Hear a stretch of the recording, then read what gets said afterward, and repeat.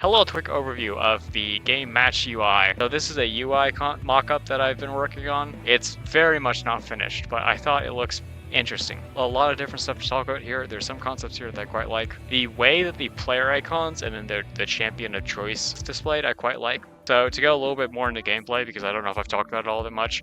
So this is your player icon. This is who you are. This is what you use to represent yourself, right? This is going to represent your champion card, which I've mentioned before is kind of like a commander in Magic the Gathering. You have one champion card per deck that is kind of like a stasis for your deck, and it's going to exist in its own little slot that you can activate at any point in time. So this is actually what it would look like if the champion was up and like operating. Otherwise it would be like grayed out. I might do like a little skull icon for if they get killed. They can still be like brought back even if they get killed, but like to indicate that they have been killed. This is your ultimate icon. This is your health bar.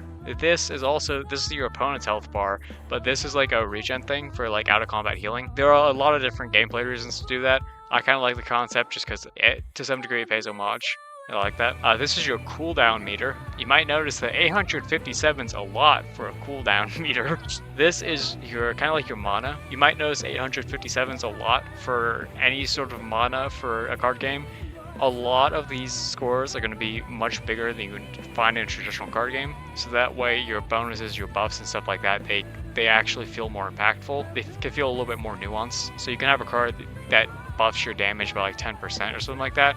But if your attack only does like 3 damage in a traditional card game, you're not doing 3.3 damage. And so you don't really get the value out of that card unless you have something that does like 10 or more damage, or if you want to round up with 5 or more damage. But whenever you have these larger health pools, these larger numbers, you can have percentage actually matter more. So you can have, so this little 24% is damage amplification because it's the darkness icon. I don't have all the icons built. I only built darkness so far. So if you had an attack that did 100 damage, it would down to 124, which is a little bit more, you know? It can make, I'm hoping it'll change it from being a literal non-factor into something that can actually change the gameplay. The colors for this, I really like these colors, but I also kind of like pre-UI shift. I think you could probably call it like the Rise of Furia look. The look that had with a lot more warmer colors and stuff like that. And while I might say that I like cooler colors, I actually really like how that UI laid out. I'm not gonna say that I like that more or less than any other era of Paladin's UI, but I kind of wanted to pay homage to that with the card game because I think that there's a lot of cool like